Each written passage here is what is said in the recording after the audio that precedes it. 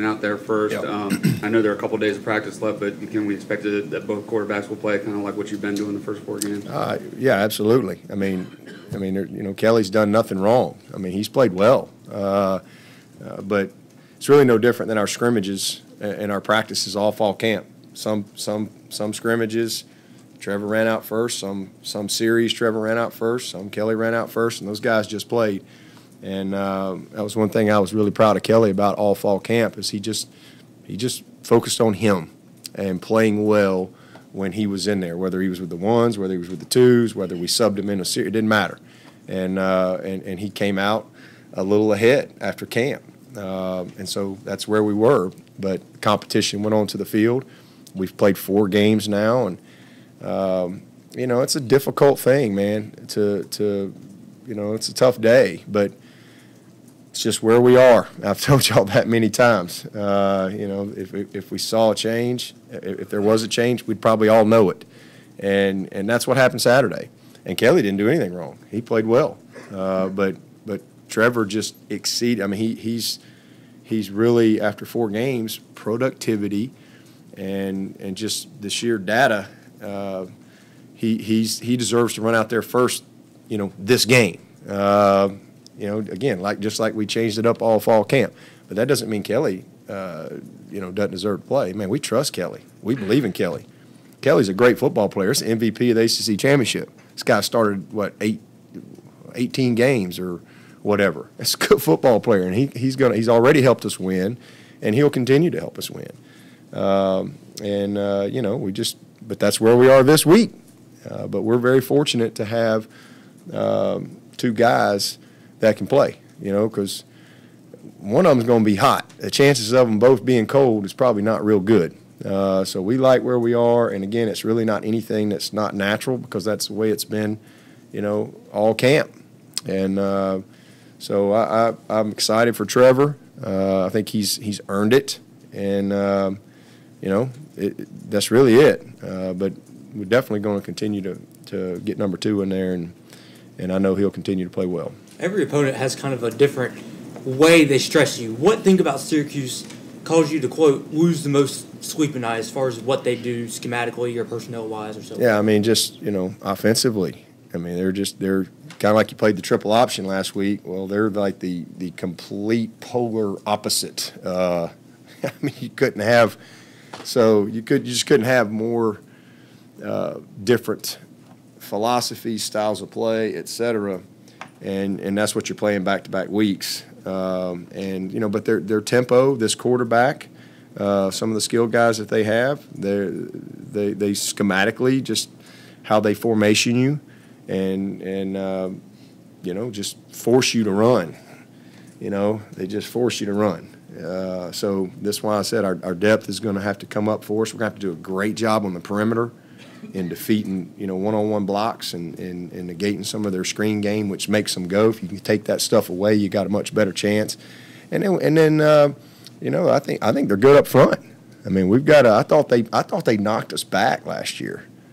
So, that's a challenge too. But our job's to get them ready, and we will.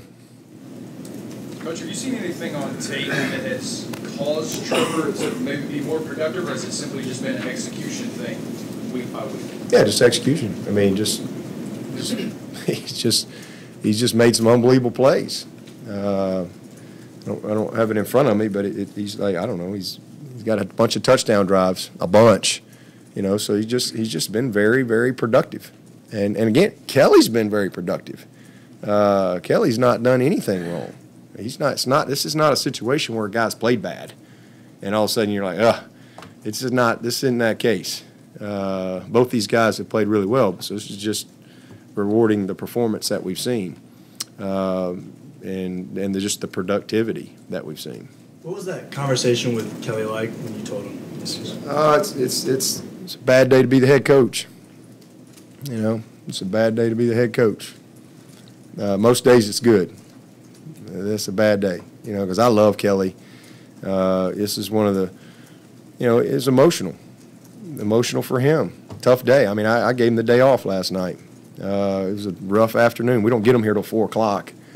And, you know, I met with him yesterday afternoon, and you know, just Streeter had already met with him on Sunday and talked through it, and I had texted with him and said, hey, let's sit down, you know, Monday, and so we met yesterday afternoon. It was emotional. It's tough. It's tough because he's played well, and there's not a guy that's ever been here. As long as I've been at Clemson, there's not a guy that's more committed to this program than Kelly Bryant. And there's not a better leader. This guy is he's the epitome of what you want. He's what you want your son to be like. You know, I mean, I love him like a son. And so it is a very difficult conversation. And he's very disappointed. But, you know, I don't have any doubt that he'll show up and go back to work and respond. You know, so, but it was tough. I mean, listen, I'm glad God ain't a coach. I can tell you that. I can tell you I'm glad, because as a coach you have to be critical. You know, you've got to rank people. It's hard, man. And I'm thankful that God ain't that way. You know, with God, he's everybody's first team. You know, there is no first team, second team, third team. You know, we're all 5 stars with God. You know, and we all got an eternal contract with warranty. You know, we're under warranty. So I'm glad God ain't a football coach. I know that, and that's not a good. I hate being in that situation, but that's my job. You know, my job is to critique, judge, evaluate, hold people accountable, be fair, and do what's right. And, you know, so it doesn't make it easier, but where we are, what we're doing this weekend is what's right. It's just what's right. And we'll see where we go from there. So it's tough. It's hard, you know, it really is. I mean, it's tough. You know, I always tell people, you know, it doesn't always go our way, and you know, you just got to respond. And when we have adversity in our life, or it doesn't go our way, you know, it can destroy you, it can define you, or develop you. And you know, my hope is that this will continue to develop Kelly into being the player that he is, being even a better version of himself, and just continuing to grind and be who he's been. So it's a hard conversation when you have to do that as a coach. It's not something that I enjoy or anything like that, but again, that's my job. It's my job. I know that you feel like you can run your whole playbook with both guys, but how much more diverse does Trevor make your offense with the vertical passing game? Yeah, well, I mean, there's no question he has just elite ability to push the ball down the field. I mean, that's pretty obvious to see. But Kelly's also demonstrated that he can do everything that we need him to do in that regard. He's demonstrated that this year. But you know, just because a guy's got a stronger arm, that don't mean that you can't run the same offense with this. That's not accurate. Kelly, if he'd shown he couldn't do it, that'd be different.